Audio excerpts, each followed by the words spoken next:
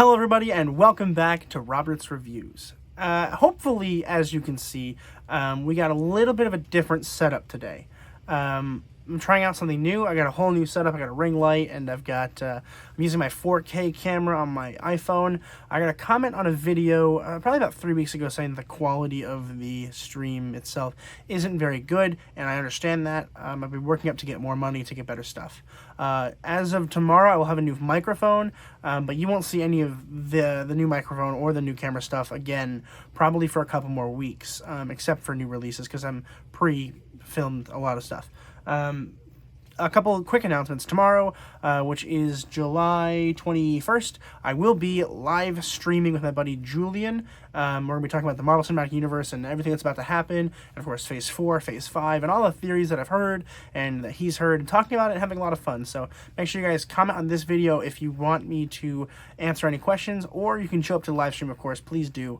It's going to be a lot of fun, and answer questions in the live chat there, and I will definitely be answering those live. So if you have any kind of questions at all, definitely do not hesitate to ask. But without further ado, let's go ahead and jump right into talking about The Sopranos Season 1.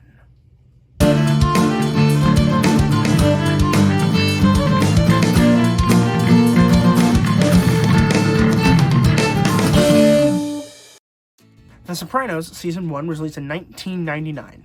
And no spoilers here, of course. But the general idea is that this mobster, he's not quite the top boss, but he's kind of acting top boss. He's pretending to be the top boss, essentially. He's basically a puppet, a puppeteer, and for the mob. And he decides to go to therapy because he's starting to have dizzy spells and he's worried about it.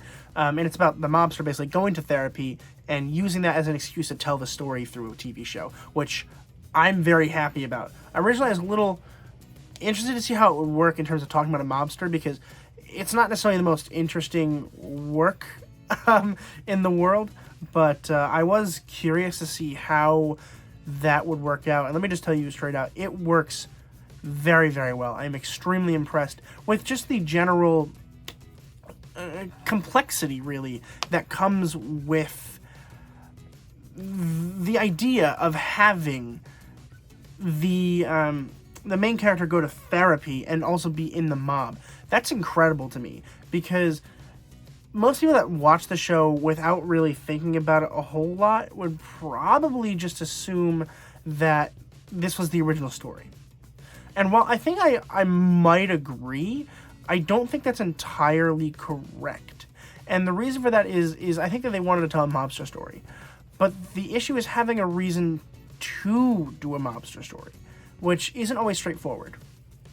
So I want to talk about like the way they decided to do this, which was the therapy, right? So the idea was to tell a story about the mob, right? But the how problem. Most people just assume that like they just follow around with a camera and pretend to be in the mob, which is how most people film a lot of things these days. But here they decided to go with, we're going to tell it through a therapy session. So the main thing that we're interested in here, the main storyline, for the most part, is him going to therapy. That's incredible, because we are watching what he would tell her, his therapist, which isn't always what actually happens. So we get to see what he says and then go back and see what he actually does, or vice versa, which is really, really fun. That is such a fun tool. I feel bad for any filmmakers who didn't come up with this idea, because it's a cool idea, and I'm very, very happy about it. I mean, it really is quite wonderful. It works remarkably well. It's not fair how well it works. It works so well. And I want to mention why I'm watching this. First of all, my buddy Cody's watching it, and he told me it was good, so I decided I would watch it. And also, the prequel is coming out in October, and my goal is to watch all 6 of the seasons before that comes out, which no promises on that, because that's kind of a hard thing to do. It's a lot of episodes, like 86 or something episodes, but I want to do it anyway, just because I think it would be it'd be cool to actually watch all of it before I see the prequel. If I don't, I'll probably wait a week or two to watch the prequel if I have to catch up at all, but I'm not anticipating having to do that. I think it's going to be okay. But so far, I'm really, really happy with the show. I think that the characters are all very fun. There's a couple characters that aren't useful. There's a couple characters that are just kind of like there to be there, and it's annoyingly confusing. Like, there's a few characters, particularly there's one, I'm not sure if I'll actually say his name on camera. I think I might get yelled at. Starts with a P. And he kind of is useless until like the last 2 episodes, and it's like, all of a sudden he's useless. He's useful. And I have a feeling a lot of these characters are kind of like that and will be like that until the actual end of the show. Until like, not the end of the season, but the actual end of the show. I think it's possible. I do. And I hope that they end up utilizing them, because as of right now, it kind of feels like we're not utilizing them the way that it could be utilized. But that's okay. I think that they will. I think they will get to the point where they will utilize all the characters, all the different characters. And a lot of that, I think, right now in season 1 has to do with each episode is kind of its own individual thing, which is very interesting. Wasn't ready for that. Each individual episode, so far, at least in my opinion of it, is that it is a self-contained story. We kind of are going from, we have him with his blurry vision, his mom's a character, and going from all these different scenarios in different episodes, and then at the end it kind of culminates into a big, cool, collective collision that I was really happy with. And I don't know if that's the way going forward. I hope they kind of don't. I hope there is more of an overarching story for the other seasons, but so far I'm okay with how it is going. I'm okay with each episode being its own contained episode and idea and thought. It's similar to like WandaVision, how they had each individual connected episode, but also their own thing. So I am interested to see how well they'll proceed to do that. I don't think they're going to. I think it's risky, and I don't think it would work. So I'm excited to see what they change and how they change it. But for now, I'm very content with each episode being its own kind of thing, but having an overarching story. I think it works very well, at least for the first season.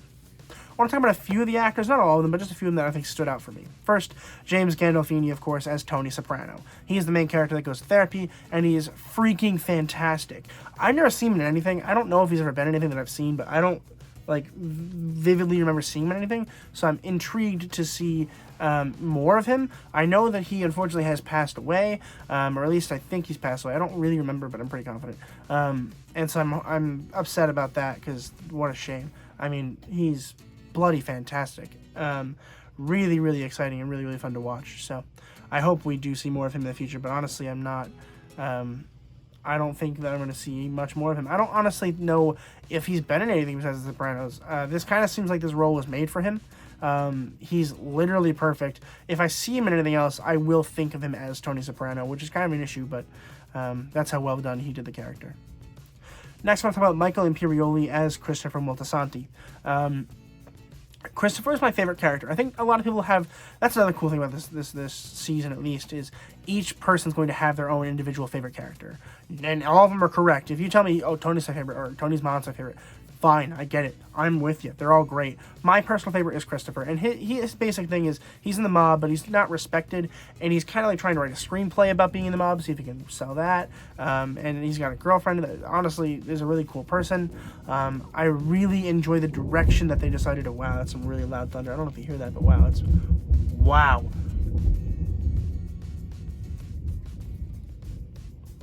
That's crazy loud thunder. I don't know if you hear that, but it's pretty bad. But I really like the character and the idea that not all mobsters necessarily want to be mobsters, and that some of them can break into different aspects of the world.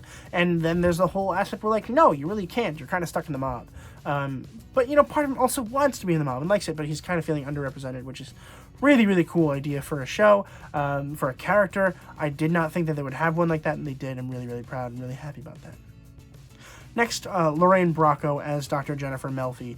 My second favorite character is probably Dr. Melfi. I love her character. Her character is so interesting and intriguing, and we really don't have a lot to go off from her. We don't have a lot of backstory. They talk about her a little bit, but not a whole lot. And I think that she will be, continue to be a main character, I'm hoping, because she's just brilliant. I mean, she's a wonderful, wonderful character, fantastically acted, and just overall a great, great key ingredient, I think, to how the show works and how it runs, because it's literally the reason that we are able to watch the show is because he's going to therapy. That's the reason the show works, I think. Overall, a fantastic season. There are some lulls in some episodes, and I do think the pacing's a little weird. especially towards the middle of each episode's kind of like, it starts off really cool, then it's like, and then all of a sudden it's like, boom, really great ending. And that's cool, don't get me wrong, I'm cool about it. But it's definitely not the best thing I've ever seen, but it is certainly entertaining, and I'm very excited to see more. And I'm thinking that as we progress, each season I think will get better than the next. And I'm very, very happy to say that I really, really, really enjoyed The Sopranos Season 1, and I'm really excited to watch more. And so I'm going to go ahead and give The Sopranos Season 1 an A. I'm going to wrap it up real quick, but thank you guys so much for watching this video. Make sure you guys are tuning in live tomorrow on July 21st at noon if you want to tune in for that. Hopefully I have a really cool announcement at the end of that video, but we'll see if I remember how to do it. But again, thank you so much for watching the video. Make sure you're subscribing, liking the video. Once we get to 150 subscribers, I'm dressing up like Spider-Man going to Walmart, so if you want to see that, definitely hit that subscribe button. And as always, keep watching movies and television, stay educated, and I'll see you guys in the next video.